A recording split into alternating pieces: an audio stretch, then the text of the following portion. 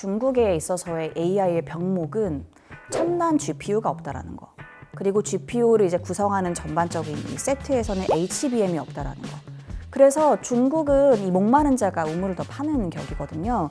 GPU는 아시는 것처럼 우리나라 아직 내놓을 만한 GPU가 상장사가 없는데 중국 이미 GPU 5대장 중에 4개가 다 상장을 했습니다. 메모리 반도체 회사가 이제 CXMT라고 있는데 여기가 빠르면 3월 말, 늦으면 이제 4월 정도에 상장을 할 것으로 보입니다. 지금 HBM2를 공급하고 있다고 알려져 있고요. 2를 건너뛰고 3를 양산을 준비하고 있다라고 합니다. 이게 생각보다 기술력도 좋은데 가성비도 좋다라는 게 검증이 되면 우리나라한테 큰 타격이 될 수 있는 건 중국이 수출을 할 거라는 겁니다. 중국은 아시는 것처럼 마이크로소프트나 오픈 AI가 중국 안에선 사업을 할 수가 없어요. 국산화는 철저히 하드웨어로 돌아간다고 보시면 됩니다. 소프트웨어는 다 중국 안에 국산화가 되어 있기 때문에 하드웨어 영역에서의 국산화가 말씀드렸던 GPU, 메모리 반도체 영역에서 얼만큼 기술적인 도약을 가져오는지가 앞으로 핵심이라고 보시면 될 것 같아요. 4월에 미중 정상회담을 중국에서 할 것 같고요. 트럼프가 오히려 굉장히 간절히 원하는 것 같고 그 이유는 11월에 중간선거가 미국에서 있기 때문에 굳이 미국이 나서서 중국과 충돌을 더 격화하지는 않을 것 같아요.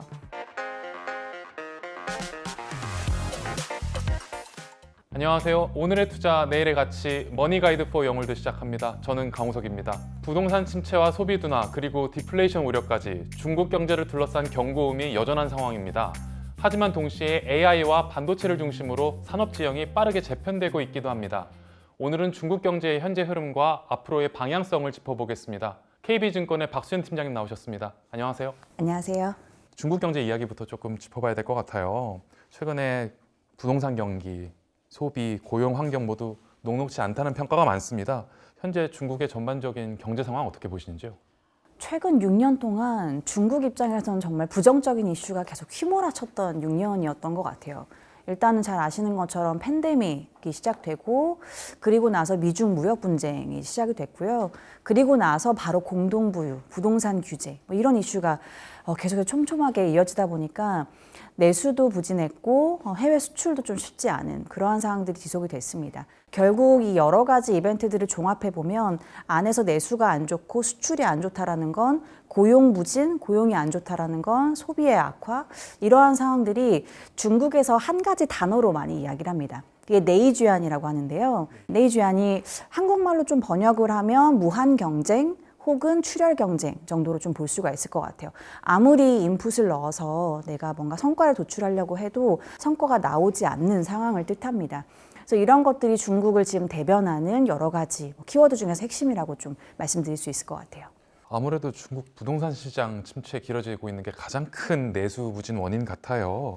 근데 1월 신규 주택 가격도 전월 대비 0.4% 하락했더라고요. 그러면 중국의 부동산 경기는 회복 기미가 아예 없는 건가요? 부동산은 중국 정부는 정확하게는 불가금 불가원의 법칙을 좀 적용하고 있는 것 같습니다. 너무 뜨겁지도 너무 차갑지도 않게. 그래서 완만하게 구조조정에 필요한 그 정도의 규제 강도를 주면서 너무 또 가파르게 가격이 떨어지거나 착공이 계속해서 가파르게 떨어지면 정부가 좀 규제를 풀어서 혹은 돈을 조금 더 유동성을 넣어주는 방향성으로 하방을 받쳐주는 중국 여전히 가계자산에서 부동산이 차지하는 비중이 한 67% 정도가 됩니다. 이게 사실은 80%까지 갔었는데요. 가격이 떨어지면서 차지하는 비중이 떨어졌습니다. 그러다 보니 소비 심리에 굉장히 안 좋은 영향을 미쳤고요. 그래서 소비를 진작하기 위해서는 부동산 관련되어 있는 것들이 너무도 가파르게 떨어지면 안 되니까 이런 식의 정부의 정책의 이 조정이라고 해야 될까요? 이러한 좀 촘촘한 조율을 통해서 부동산에 어떤 이 접근을 하고 있는 상황이고 이런 것들이 부동산이 단기간 내에 굉장히 좋아지기는 어려운 그림. 부동산은 조정을 하고 이 구조 조정 안에서 중국이 가지고 있는 재정이 있거든요. 이 재정을 어디에 쏟을 거냐? 결국에는 육성하고자 하는 첨단 기술 쪽으로. 네, 이런 식의 이원화 전략을 지금 꾀하고 있다고 보시면 좋을 것 같습니다. 어쨌든 중국 정부는 부동산 구조조정을 하고 있기는 한데 장기적이고 완만하게 하고 있다는 거군요. 그러면 3월에 열리는 양회에서는 이 부동산 구조조정 관련된 이야기는 비중이 크지 않을 수도 있겠네요. 그래서 부동산은 중국이 여러 정치회의에서 제일 많이 언급하는 단어가 안정인데요. 안정의 핵심적인 이 단어가 결국 부동산이라고 보시면 됩니다. 부동산은 부양이 아니고 안정을 가져가는 거고요. 그 다음 두 번째가 첨단 기술 부양. 요 두 가지가 핵심적인 키워드로 같이 늘 움직인다고 보시면 돼요. 내수 안정은 부동산, 그다음에 첨단 기술 부양 요렇게 두 가지고 보조금의 방향성은 말씀드린 것처럼 첨단 기술 쪽으로 간다라고 보시면 좋을 것 같아요. 그리고 중국의 이 양회 전에 좀 프리뷰 성격의 회의가 경제공작 회의라고 있거든요.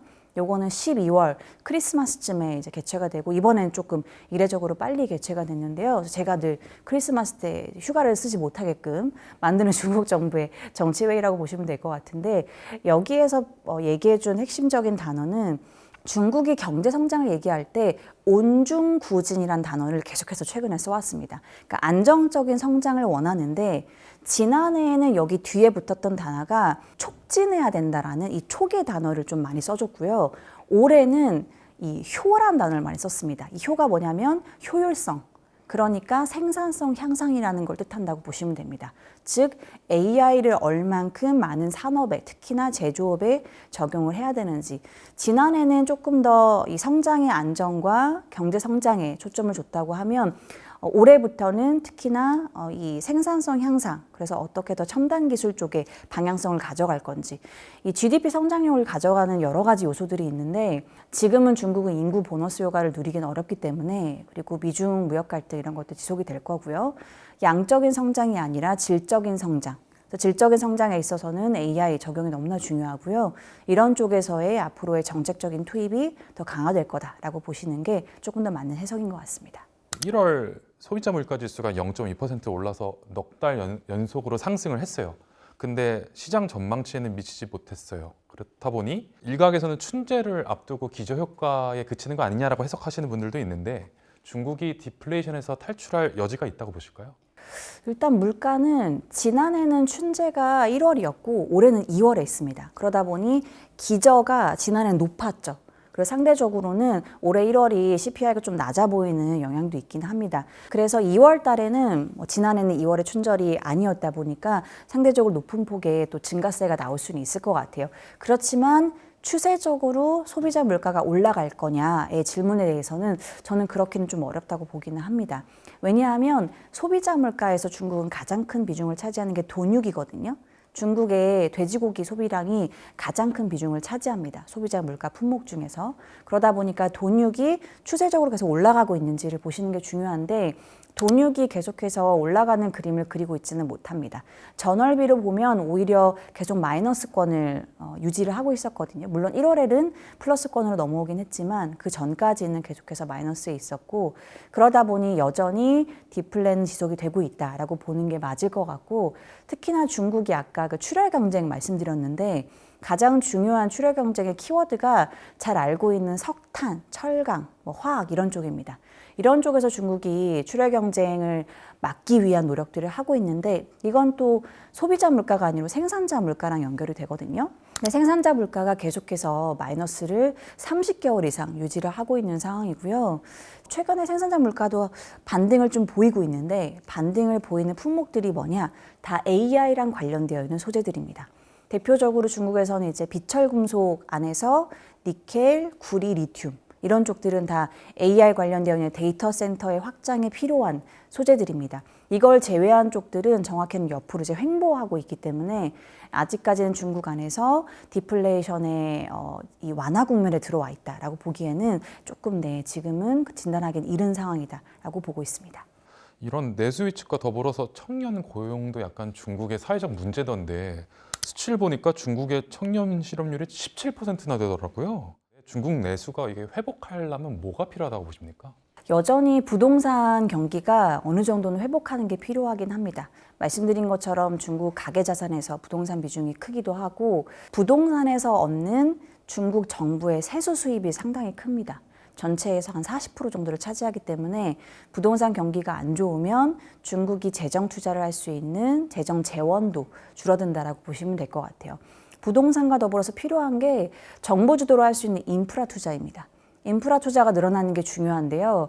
문제는 인프라 투자가 지난해 계속해서 좀 부진한 흐름을 특히나 하반기에 보여왔습니다. 그래서 양회가 결국 우리나라로 치면 이제 국회 같은 성격의 회의라고 보시면 돼요. 이때 연간 재정을 얼만큼 쓸 거다라는 예산을 결정하기 때문에 여기에서 재정이 편성이 되고 나면 올해 연간으로 인프라 투자가 좀 늘어날 가능성이 있어 보이고요. 물론 중국이 부동산에서 얻는 세수가 줄어든 만큼 인프라 투자도 과거에 했던 것처럼 대규모 투자를 하기는 어려울 거라서 여기서는 어느 정도 상쇄하는 정도의 그림을 좀 기대할 수 있을 것 같고 결국에는 AI랑 연결되는 제조업 투자를 보시는 게 좀 중요할 것 같습니다.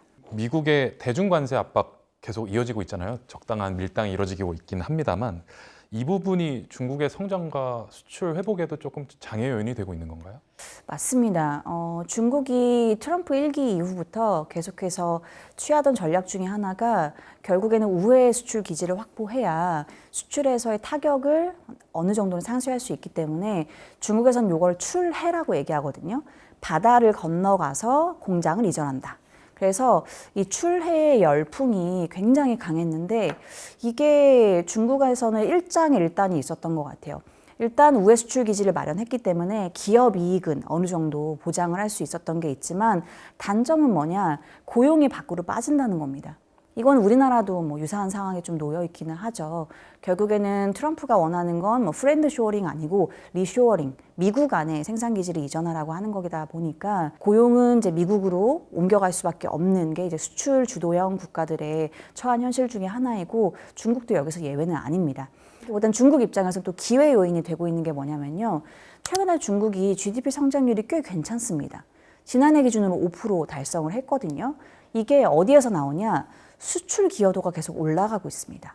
이게 뭐냐면 생산기지 이전을 하다 보니까 생산기지를 이전한 공장들이 필요한 부품들을 결국엔 중국에서 조달을 하는 거죠. 중국 안에서 조달하는 것들이 해외 수출로 생산기지 이전한 공장들 넘어가다 보니까 구조적으로 주고받고 하는 이 교역량이 유지가 되고 있는 상황입니다. 그래서 어찌 보면 생산기지 이전을 했던 이 출해 현상이 중국의 구조적인 수출 경기 호황을 만들어낼 수 있는 그러한 어떤 연결고리를 강화해주고 있는 상황이고 중국의 수출이 원래는 굉장히 단순한 뭐 섬유나 장난감 뭐 이런 식의 저부가가치 카테고리에 머물러 있었다고 하면 출해라고 하는 생산기지 이전 이후부터는 구조가 굉장히 빠르게 바뀝니다. 우리가 말하는 이제 소부장 반도체 관련되어 있는 것들. 그래서 뭐 반도체 기판, 알고 계시는 PCB, 이러한 소재, 부품, 장비. 더 나아가서는 이건 전 중장기 방향성이라고 보는데요. 중국이 최근에 굉장히 핫한 테마가 스마트 팩토리입니다. 그래서 샤오미가 하고 있는 것 중에 하나가 6초에 하나씩 스마트폰을 만들어냅니다. 그러니까 사실 사람의 개입 없이 다크 팩토리라고도 얘기를 하는데요. 그러니까 사람이 없다 보니까 불을 밝힐 필요도 없고 난방도 필요 없고 여기에서 정말 빠르게 효율성을 강화해서 제조 물품을 만들어내는 시스템을 수출하는 겁니다. 그래서 디지털 트윈이라고 얘기를 하는데요. 이거를 실제 시뮬레이션을 통해서 AI로 얼만큼 더 극대화해서 효율성을 강화해서 이 부품 하나를 만들어낼 수 있는지를 통해서 실제 제조를 하게 되는 과정을 수출을 하게 되는 겁니다. 그래서 중국의 이 상품 수지보다 최근에 서비스 수지가 빠르게 올라오는 걸 보실 수가 있는데 이러한 수출의 제조 시스템을 판매하는 건 서비스 영역에 들어가거든요. 네, 그래서 중국의 아까 말씀드렸던 이 우회 수출 기지 이후에 발생하는 과정들에서는 저는 수출의 빠른 어떤 성장률의 기여도가 올라오는 것도 좀 주목하실 필요가 있을 것 같습니다.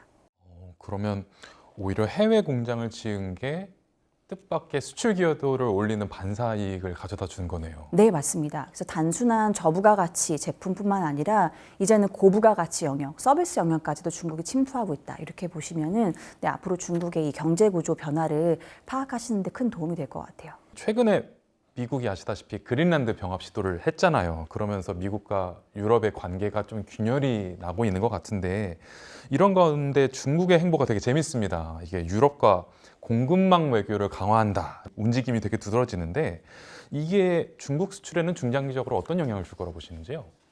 아까 말씀드렸던 시스템을 제조하는 시스템을 전체 풀 세트로 수출하는 이 전략에 있어서 유럽이 굉장히 긍정적인 스탠스를 취할 것 같아요. 최근에 진행했던 다보스 포럼에서 프랑스의 마크롱 대통령이 했던 발언을 보면 굉장히 흥미로운데요. 중국한테 우리가 유치할 수 있는 FDI, 그러니까 외국인 직접 투자를 받을 수 있는 건 받고, 특히나 이 과정에서 AI 관련된 첨단 기술 우리가 이전받을 수 있는 건 받자라는 얘기를 하게 됩니다. 그러니까 그만큼 지금 그린란드 사태 이후에 유럽은 미국한테서 경제적인 자립, 그리고 국방적인 자립이 너무나 중요하다. 군수 역량을 강화하는 것도 결국 AI랑 연결이 되거든요.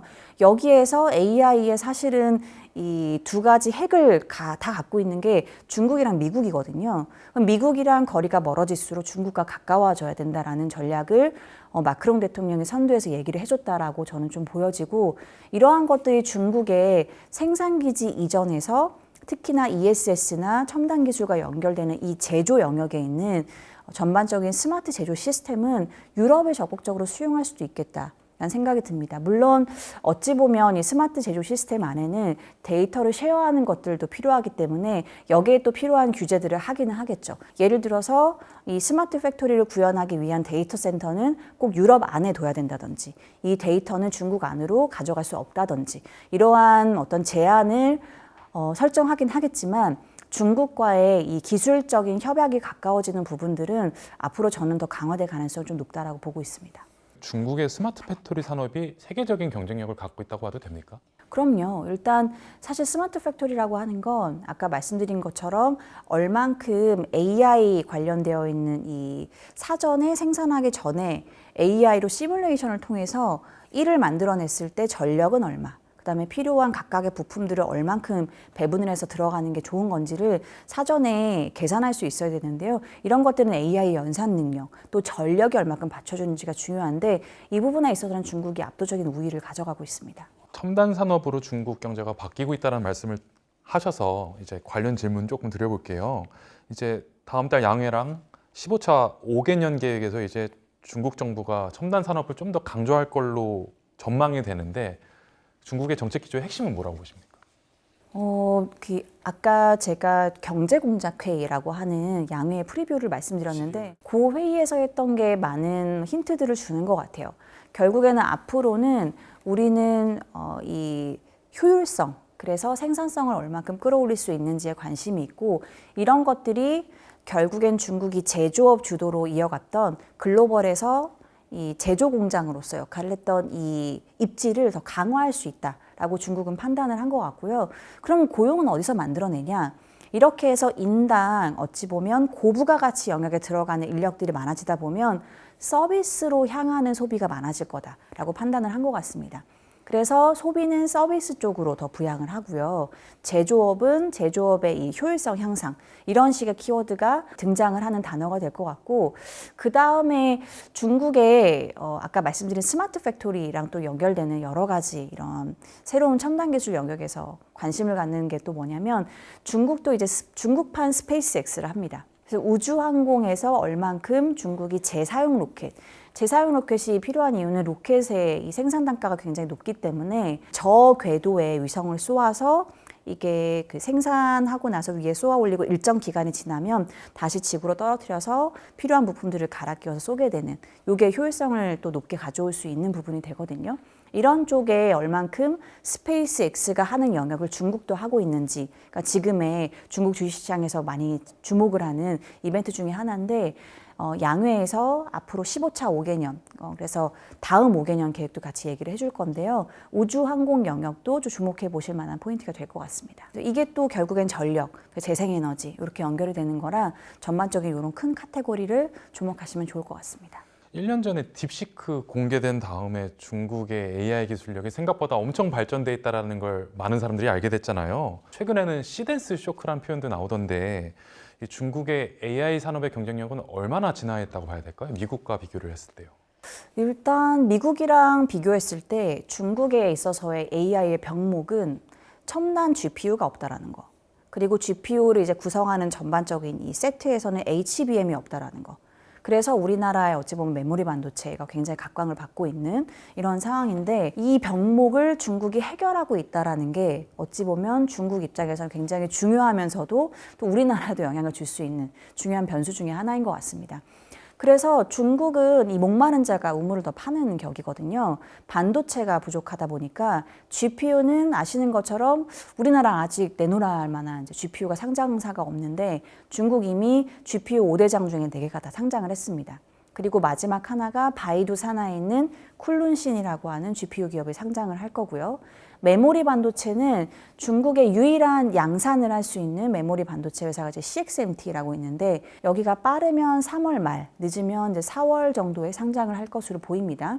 CXMT는 우리나라가 이제 긴장을 하고 있는 부분이 중국에서 HBM을 공급하고 있는 회사이고 지금 HBM2를 공급하고 있다고 알려져 있고요. 2, 2를 건너뛰고 3를 양산을 준비하고 있다라고 합니다. 이렇게 되면 중국의 병목 현상이었던 반도체 영역에 있던 메모리를 공급할 수 있다라는 어떤 중요한 돌파구가 보일 거고요. 이게 생각보다 기술력도 좋은데 가성비도 좋다라는 게 검증이 되면 우리나라한테 큰 타격이 될 수 있는 건 중국이 수출을 할 거라는 겁니다. 이러한 부분들이 어찌 보면 중국 안에서의 문제도 해결하지만 외부에 수출할 수 있는 동인까지 만들어내면서 글로벌 이 AI 영역에 있는 어떤 지형의 변화를 가져올 수 있는 중요한 이벤트이기 때문에 이런 것들은 좀 살펴볼 필요가 있을 것 같아요. HBM2 양산할 수 있다고 하셨는데 삼성전자랑 하이닉스가 지금 HBM4를 납품할 수 있는 상황이잖아요. 그러면 이 6MT가 위험 요인이 될 수 있다고 보실까요? 그래서 기술적으로 4년 정도의 격차를 가지고 있다라고 이제 보고 있는데 문제는 기간이 계속 줄어든다는 겁니다. 그리고 상장을 하게 되면 우리한테는 좀 장점이 될 수도 있고 단점이 될 수도 있는데 공시를 통해서 더 촘촘하게 얼만큼 이 기술력을 줄이고 있는지를 공시를 하게 되거든요. 그래서 얼만큼 더 HBM의 기술력을 빠르게 구현하고 있는지를 좀 주목해서 우리나라 시장이랑 연결해서 보실 필요가 있을 것 같아요. 가격 경쟁력이 높을 가능성도 배제할 수 없을 것 같고요. 그렇죠. 중국은 말씀드린 것처럼 스마트 팩토리로 비용을 더 떨어뜨릴 수 있는 제조 역량을 가지고 있고 중국 안에서는 생산자 물가, 아까 말씀드린 PPI가 마이너스에 머물러 있기 때문에 중국 안에서 조달하는 부품 가격은 더 낮습니다. 네, 이런 것들을 조합해 보면 더 가성비 좋은 메모리 반도체를 만들어낼 가능성도 있습니다. GPU랑 HBM 양대 산맥을 모두 다 갖췄다면 한국의 플랫폼보다는 훨씬 더 경쟁력이 있다라고 봐도 무방한 건데요. 네, 그래서 중국은 궁극적으로는 다음 5개년에서의 중요한 방향성은 국산화로 잡고 있거든요. 국산화의 핵심은 하드웨어입니다. 중국은 아시는 것처럼 뭐 마이크로소프트나 오픈 AI가 중국 안에선 사업을 할 수가 없어요. 중국 소프트웨어는 다 막아져 있기 때문에 외국계 소프트웨어는 못 들어가고요. 그래서 국산화는 철저히 하드웨어로 돌아간다고 보시면 됩니다. 소프트웨어는 다 중국 안에는 국산화가 되어 있기 때문에 하드웨어 영역에서의 국산화가 말씀드렸던 GPU, 메모리 반도체 영역에서 얼만큼 기술적인 도약을 가져오는지가 앞으로 핵심이라고 보시면 될 것 같아요. 이런 상황에 미국이 최근에 엔비디아의 AI 반도체인 H200을 중국 수출을 승인을 했어요. 물론 조건부긴 합니다만 이게 잘 풀리면 중국의 AI 생태계가 지금보다 훨씬 더 빠르게 발전할 수 있는 건가요? 중국 입장에서는 사실 나쁜 이슈는 아닌 것 같아요. 일단은 조건부라는 그 조건이 전체 중국에서 발생하는 매출의 25%를 미국 재무부에 각 기업들이 납부를 해야 된다는 조건이 있는 건데요. 중국도 조건이 있습니다. 뭐냐면 중국 정부 산하에 있는 기관들은 H200을 살 수 없습니다. 예를 들어서 알리바바, 바이두, 텐센트 같은 중국의 빅테크들, 하이퍼스케일러들 이들만 매수를 할 수가 있고 다만 이들한테는 굉장히 긍정적인 이슈가 중국의 국산 GPU가요. 학습용으로는 아직 좀 구현하기는 어렵습니다. 그러다 보니까 학습용 칩은 여전히 엔비디아 H200이 필요한데 학습용으로 구현할 수 있는 칩은 이제 사올 수가 있는 거고요. 추론 영역에 있는 것들은 국산 칩으로 또 적용을 하게 되면 궁극적으로는 나중엔 국산화로 가는 방향성들을 구현해낼 거라고 보거든요. 그러니까 학습을 하면서 중국 국산화를 돌릴 수 있는 시간을 벌었다라고 볼 수 있을 것 같아요. 그리고 중국의 하이퍼스케일러들은 또 자본력이 충분하기 때문에 H200이 결코 저가는 아니라서 이들이 매수를 하기에는 부담스러울 수 있지만 여기는 이제 재무적인 강점도 가지고 있는 기업들이라 학습용 칩을 꾸준히 사모으면서 시간을 벌고 이들이 자체적으로 개발하는 칩들도 있기 때문에 이런 것들 역량을 끌어올릴 수 있는 시간을 벌었다라고 보면 중국 입장에서는 뭐 일거양득이라고도 볼 수 있을 것 같아요. 중국의 민간 기업들, 하이퍼스케일러 기업들은 진짜 날개를 단 격이 될 수도 있다는 말씀이신 거죠? 네, 그리고 중국은 결국 민간 기업들이 국有기업과도 이제 소통을 하기 때문에 중국 안에서는 이러한 것들이 크게 부정적인 효과를 가져오진 않을 것 같습니다. 다만 이게 잘 아시다시피 미국의 반도체 통제나 기술 통제가 계속 현재 진행형이잖아요. 그 정도의 차이만 있을 뿐. 그럼 결국은 미중 갈등이 어떤 양상으로 전개되느냐가 변수 같은데 향후 어떻게 될 거라고 보십니까? 이거 굉장히 장기 그림을 그리긴 좀 어려운 것 같아요. 아무래도 미중 갈등은 이 대응의 영역에서 보시는 게 맞는 것 같고, 다만 단기간에 앞둔 이벤트들을 보면 4월에 미중 정상회담을 중국에서 할 것 같고요. 트럼프가 오히려 굉장히 간절히 원하는 것 같고, 그 이유는 11월에 중간선거가 미국에서 있기 때문에 굳이 미국이 나서서 중국과 충돌을 더 격화하지는 않을 것 같아요. 그러면 중국도 경제가 지금 좋지 않기 때문에 굳이 긁어부스럼을 만들 필요는 없고요. 그래서 앞두고 있는 이벤트들을 보면 일단 올해는 미중 갈등은 소강 상태에 좀 머물러 있을 것 같습니다. 그래서 올해는 미중 갈등 때문에 대단히 큰 충돌로 증시나 뭐 이런 경제 영향을 고려하지는 좀 않으셔도 괜찮을 것 같고, 내년에 만약에 트럼프가 중간 선거에서 생각보다 괜찮은 결과를 가져오게 되면 그때는 또 중국과의 여러 가지 마찰을 좀 일으킬 가능성은 있어 보입니다. 중국이 내수가 안 좋고 미중 갈등이라는 대외 변수도 있는데 증시는 그래도 상하이 지수 같은 경우는 역대 최대치를 경신했잖아요. 그거는 전적으로 AI와 반도체 경쟁력이 재평가받은 결과라고 봐야 될까요? 일단은 2015년 중국이 그때 후강통이라고 해서 외국인 개인들이 들어올 수 있게끔 풀어줬던 그때 당시만큼의 고점에 가지는 못했어요. 그렇긴 하지만 코로나 이후에 사상 최고치를 지금 달성해서 가고 있는 상황은 맞고요. 지금의 상황들은 어떤 섹터가 시장의 상승을 이끌고 있는지를 보실 필요가 있는 것 같아요. 여전히 내수 관련된 종목들은 물론 올라가긴 했지만 굉장히 좋은 그림을 추세적으로 보이고 있다라고 보기는 어렵고요. 상승 추세를 주도하고 있는 건 AI 관련된 밸류체인들. 아까 말씀드렸던 전력망부터 시작해서 소재, 부품, 장비, 그리고 소프트웨어. 이런 기업들의 흐름들이 굉장히 좋습니다. 특히나 국산화 카테고리에서는 말씀드렸던 하드웨어, 반도체 관련되어 있는 쪽들이 월등히 좋고요. 그래서 HBM 관련되어 있는 종목들도 중국 안에 여러 기술력을 보유한 기업들이 있거든요. 이런 쪽들의 흐름들이 좋고, 대부분 이러한 종목들은 본토의 과창판이라고 하는 시장에 상장되어 있는데요. 요기 증시가 압도적으로 좋은 수익률을 보이고 있는 이유가 여기에 있습니다. 이게 요새 국장이 너무 올라서 중국 증시 관심이 높진 않은데 AI 반도체 산업들이 너무 잘 나가다 보니까 관심 갖는 분들이 조금씩 늘어나는 것 같아요. 근데 중국 증시가 좀 복잡하잖아요. 중국 증시를 좀 낯설어하는 분들을 위해서 중국 증시 설명을 조금 부탁을 드릴게요. 중국이 기업들이 좀 나눠서 상장이 되어 있습니다. 본토라고 해서 상해거래소, 심천거래소가 있고 홍콩에 상장되어 있는 게 있고요. 또 미국에 상장되어 있는 기업들이 있습니다. 근데 크게 카테고리를 좀 나눠서 보면 본토에는 아까 제가 말씀드렸던 IT 하드웨어 기업들이 좀 비중이 많고요. 특히나 하드웨어 중에서 반도체가 모여 있는 건 말씀드린 과창판, 영어로는 스타마켓이라고 얘기하거든요. 스타50이라고 해서 ETF가 여러 개 우리나라에도 상장되어 있는데, 이게 과창판 안에 있는 시가총액 상위 50개만 모아놓은 ETF라고 보시면 돼요. 그리고 주로 이제 전력망을 보시려고 하면 창업판이라고 해서 영어로는 차이넥스트라고 부르는데요. 요것도 이제 본토에 상장되어 있는 기업 위주로 형성되어 있고, 주로 전력망 그리고 ESS 대표적인 대장주가 여긴 CATL이라고 보시면 됩니다. 네, 이렇게 좀 나눠서 상장이 본토에는 되어 있고요. 홍콩에는 주로 소프트웨어 기업들이나 휴머노이드 기업들이 좀 많이 상장이 되어 있습니다. 그래서 홍콩에는 주로 항생테크라고 하는 지수를 많이 보시는데, 여기에 주로 LLM 기업들이 많이 상장이 되어 있다라고 보시면 좋을 것 같고, 미국에는 주로 빅테크 기업들 비중이 좀 높습니다. 그래서 알리바바, 바이두 이런 기업들이 상장이 되어 있어서 이렇게 좀 나눠서 접근을 하시면 좋을 것 같습니다. 어떤 산업에 관심을 갖느냐에 따라서 투자처가 달라지네요. 네, 맞습니다. 이게 후광통이라는 게 해외 투자자에게 중국 증시 문을 개방하는 거잖아요. 그럼에도 불구하고 아직도 직접 투자하지 못하는 증시도 있다고 들었는데 어떤 건가요? 맞습니다. 좋은 질문 주셨는데요. 제가 말씀드렸던 세 시장 중에서 본토에서 과창판, 창업판에 상장되어 있는 종목들은 외국인 개인은 투자할 수가 없습니다. 그러다 보니 이제 ETF로 투자 아이디어를 드리는 거고요. 그래서 오히려 이렇게 중국이 막아놓은 이유가 뭘까를 좀 생각해 보면 좋은 기업들이 많고 내부 자금으로 좀 충분히 충당이 가능하기 때문에라고 좀 해석을 해볼 수 있을 것 같아요.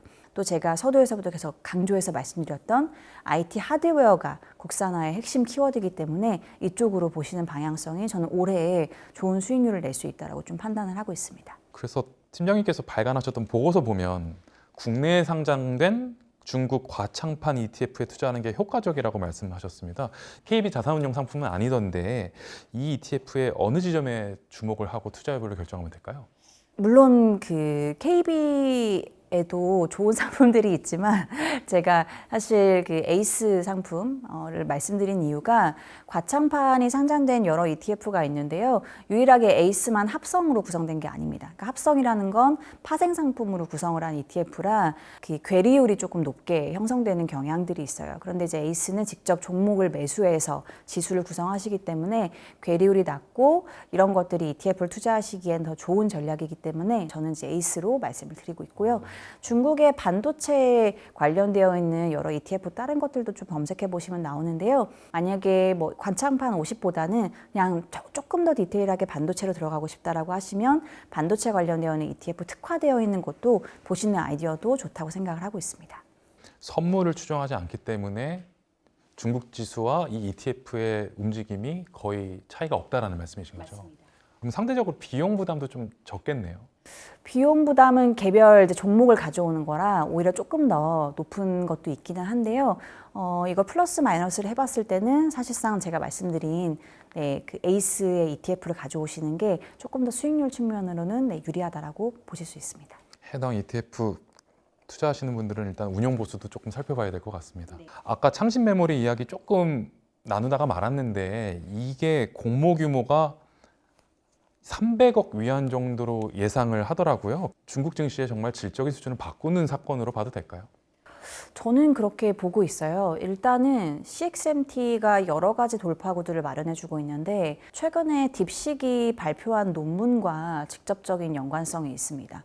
딥식이 처음에 지난해 1월쯤에 발표가 됐을 때 시장을 충격에 빠뜨렸던 거는 기억하시겠지만 GPU를 최소한으로 써서 LLM의 성과를 극대화시킬 수 있는 이 기술력 때문에 시장에 놀랐던 거였거든요. 최근에 내놓은 딥식의 이 논문의 핵심 키워드가 앵그램이라고 하는 새로운 AI 아키텍처인데 앵그램은 뭐냐면 중국은 여전히 첨단 GPU는 제한적으로 들어올 수 있기 때문에 GPU의 효율성을 더 끌어올리고 대신에 CPU 옆에 있는 D램의 의존도를 높이는 방향성으로 아키텍처를 새롭게 짠 겁니다. 이 아키텍처의 핵심적인 아이디어는 우리 운전할 때 굉장히 깊게 고민하지 않잖아요. 앞으로 가면 악셀을 밟고 우리가 만약에 멈추게 되면 브레이크를 밟고 이런 식의 반복되는 패턴 그리고 익히 알고 있는 상식선에 있는 것들은 하나하나 다 연산하지 말고 D램에 저장해 놨다가 이거를 조회해서 들고 오자라는 아이디어입니다. 그렇게 되면 GPU를 더 최소한으로 쓸 수가 있는 거고요. CPU 옆에 있는 D램의 활용도를 높이는 건데 그렇게 되면 D램에 더 많은 공급을 가져올 수 있는 이벤트, 사건이 필요한 건데 그게 CXMT의 상장이라고 보시면 됩니다. 상장해서 조달한 자금으로 뭐 할까요? 결국엔 설비 투자를 할 겁니다. 그러면 더 많은 공급량을 가져올 수 있도록 구조를 짤 것이기 때문에 이게 저는 딥식의 논문 발표와 사실 굉장히 좋은 시너지를 만들어낼 거라고 보고 앵그램 아이디어는 LLM보다 궁극적으로는 VLM에 좋은 영향을 줄 겁니다. 우리가 이제는 AI가 에이전틱 AI, 피지컬 AI로 넘어가잖아요. 피지컬 AI로 넘어가게 되면 VLM이 중요합니다. 내가 비전으로 직접 보고 듣고 인식하는 것들, 멀티모달 영역에 있는 것들을 구현할 수 있어야 되는데 이런 것들을 하나하나 다 연산하려면 어마어마한 반도체와 어마어마한 전력이 필요하게 되는데요.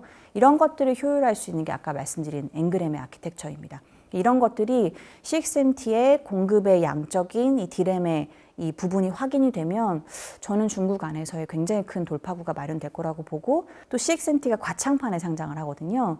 그러다 보니까 과창판 ETF를 또 추천드리는 핵심 아이디어 중에 하나라고 보시면 될 것 같아요. 그 중국 증시에 이제 막 관심 갖는 분들을 위해서 마지막으로 한 말씀만 부탁을 드릴게요. 네, 중국이 워낙 변동성이 높은 시장이다 보니까 사실상 지금 국장에 관심이 많고 워낙 뭐 여러 가지 이 기회 비용을 따졌을 때 중국은 투자 정보를 바로바로 파악하시기 어려운 부분이 있어가지고 분산 투자를 중국을 굉장히 많이 들고 가실 필요는 당장은 없을 것 같아요. 그렇지만 결국에는 AI라고 하는 이 카테고리 양대 산맥은 미중 양국이 가져가고 있는 상황이고 미국의 AI가 지금 힘을 좀 못 쓰고 있는 상황에서 글로벌의 관심이 중국으로 갈 수 있는 가능성을 저는 좀 높게 보고 있습니다. 그렇다고 하면 투자 포트폴리오에서 굉장히 큰 비중은 아니지만 중국의 AI 밸류체인 특히나 반도체 관련되어 있는 쪽을 들고 가시면 미국의 수익률이 안 좋을 때 오히려 반대로 역으로 수익률을 가져가실 수 있는 중요한 수단이 될 수 있겠다라고 판단을 해서요. 중국의 LLM 관련되어 있는 하드웨어, 소프트웨어 좀 관심을 가져보시면 도움이 될 것 같습니다. 지금까지 KB증권 박수현 팀장님과 말씀 나눴습니다. 고맙습니다.